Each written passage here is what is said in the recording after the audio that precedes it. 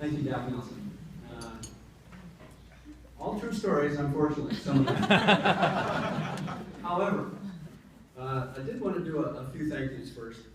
And some of those, table 5 over here is my family. Wonderful wife, Diane, my 2 sons, Courtney and Cameron, Courtney's fiance, Katie, my youngest sister, Moira, and her husband, Kevin, and their daughter. Who is she? Francesca. I wanted to say Frankie, but they might not get that, so it's Frankie to me. I also wanted to thank all the, and on an off note here, and it's really not an off note, it's an on note. I actually had to cancel a Nationals trip, not with the Blue Stars, with the Guardsmen, because my wife went in premature labor with Courtney. Wasn't born until 2 months later, but I didn't get to see Montreal that year, and that was the happiest non-Nationals of my life. And look what I got. So I would also like to thank the Hall of Fame voters, parents, staff, administration, and current members. I think any of these awards that you may receive and I may receive are probably not so much for me as it is for the people that taught me, helped me, assisted me, and pretty much mentored me. So I was, it just goes to show you that a third soprano can make it in this world.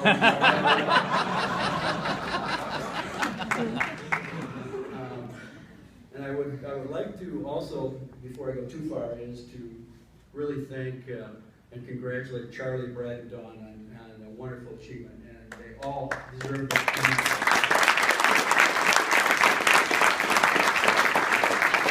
I did want to clarify a couple things, and Doc kind of hit on it. In my bio, it says I was a baritone player. This is an apology to all baritone players that have ever marched in this court. I was not a baritone player. First of all, I couldn't play the horn. Second of all, I couldn't carry the horn. So there was no danger there whatsoever. And I do want to give kudos to all third sopranos, because as is witnessed on the 1967 album from New Orleans, third sopranos do rock. There was an interesting, there were a couple things tonight that a little scared me about this a little bit. I talked with Doc about giving me an introduction, which he so graciously did. And he said, first thing he said to me, do I have to tell the truth? It seemed a little loaded to me, but I said, what the hell, go for it. And then my sons asked me, is this a roast? I said, this very well could be a roast, but nonetheless, scary on both fronts. If this is your support group, you know you might be in for trouble. There's quite a few people that deserve a lot of things. And some of you may have gotten the repercussions from these people that have rubbed off. First was my mother, because she was a big backer, and she always said, I was born on her 25th birthday, so I was always her special child, so to speak. And she told me that, you are special and you can do anything. Of course, special meant something different then than it does now. I want to tell you that I took that pretty literally, many times, to the detriment of many others around me sometimes. So, unfortunately, that became my disregard for discipline over the years. So, one of the other people that I really wanted to thank was David Gumner, who was the co-founder of the Blue Stars and their first director. Now, what he saw in me as a third soprano was I was probably going to get cut from being in the corps, which I couldn't relate to, and he thought the only reason he kept me in the corps was he was so impressed that I would ride my single-speed bike 7 miles to the auto lane with my horn strapped on it and turn around and ride back, that he figured with that kind of attitude, you got to find a spot for my corps.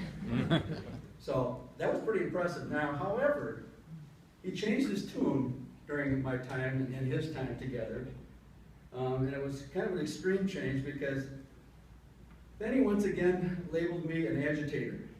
I can't, those of you that marched with me could never understand that, I'm sure. And I just want to tell you, there was a co-agitator in this who is not here tonight, Dave Mandier, but he did call today to wish me well. So he is alive and well in Madison and hasn't changed a bit. And I know you guys would appreciate that. I'd also like to thank David Campshire for doing, basically always challenging me to do my best. And we got in some pretty heated arguments and confrontations. But he always had the faith in me to become a drill writer. And those were pretty trying times because that smart-ass third soprano was just not on the top of the list to be a drill writer for most people. And that probably came to light the most when I was in Birmingham in 1980, and Roger Oakey, the original drum major for the Blue Stars, who I agitated to the nth degree, came up and he was in shock. He thought there must have been a lobotomy done. But I was actually a leader in the Corps and actually rolled the drill. And he just kept on remarking, he just couldn't believe it was the same person. So, of course, Roger was in the Army. He didn't know much, but nonetheless, it was a transformation in his eyes. Not everybody else's, but certainly his.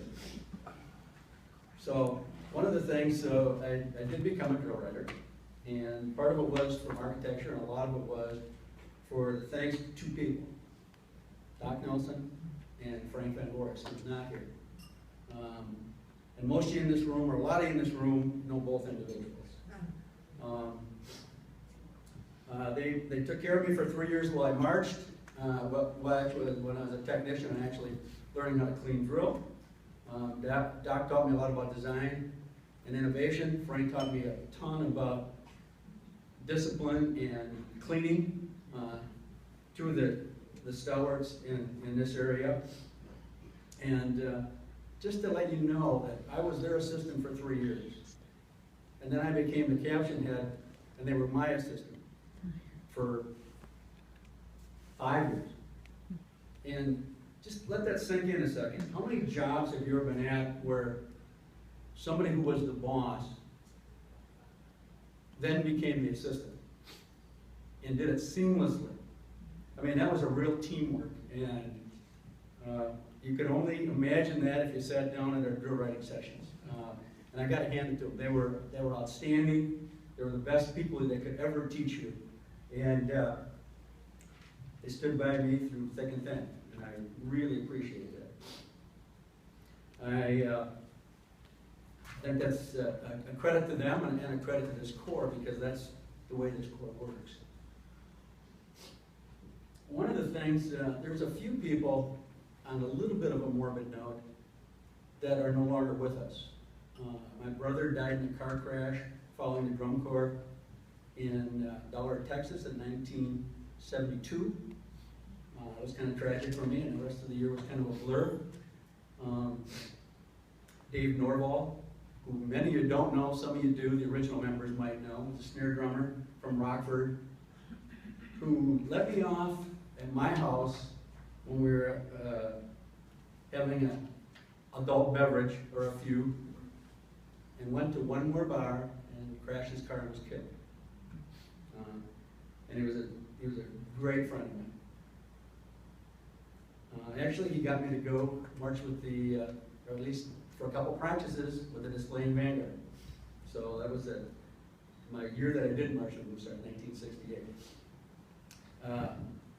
Bobby Hoffman died of AIDS a few years ago, was a mentor to me.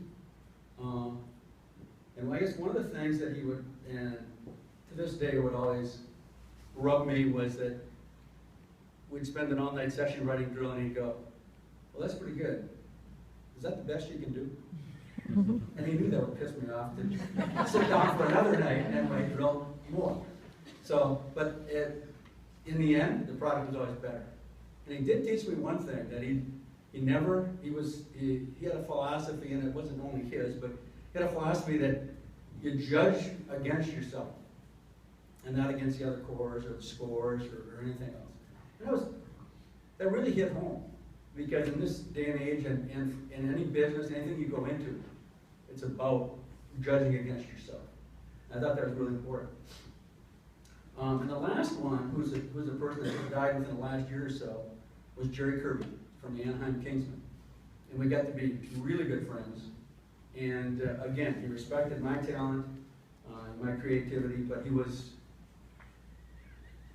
a tremendously gifted individual and just outstanding person. He was just, he was unique.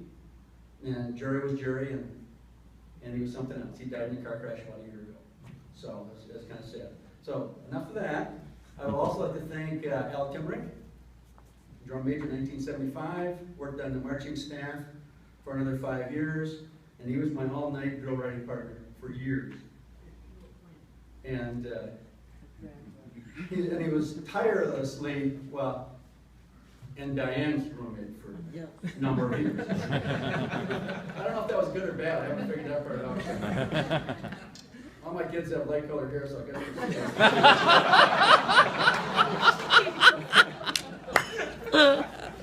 So I just, and one thing about Albert was his tireless perfection. Irritated a lot of people around him, but without him, we probably wouldn't have been where we were. So yes, it does take a village to grow a drill designer. What, when you get right down to it, what did Blue Stars do for me, and what did they do for all of us? And I think it teaches, as a group, it teaches the value of hard work.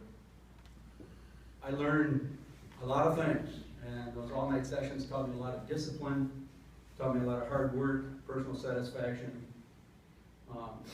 I've got lifelong friendships.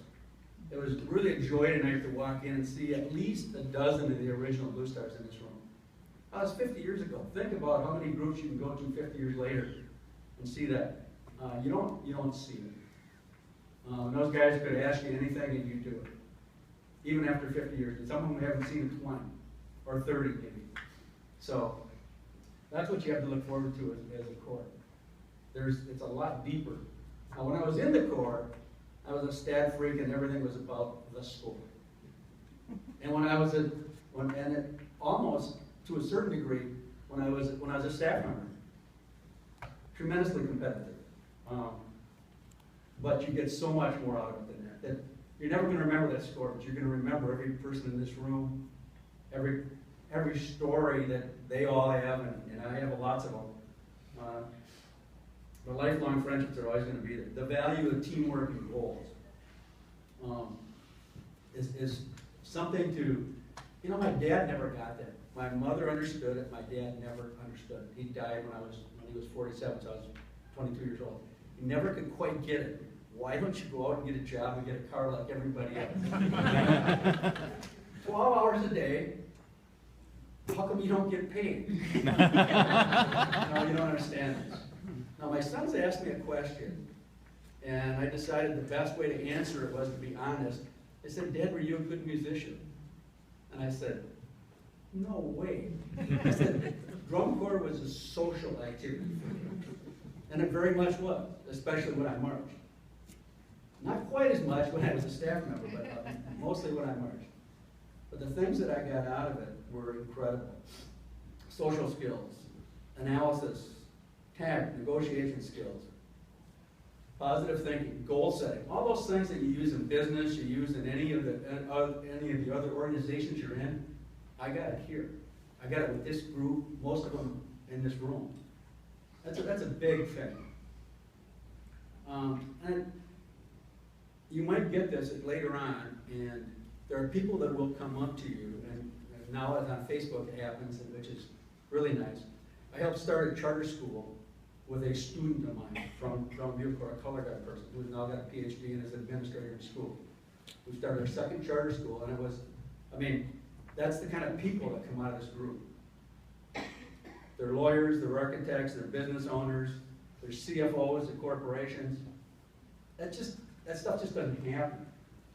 It's grown and it's supported in this organization, and it's really remarkable. So I want to say one thing in closing. 50 years is a long time for any organization to last.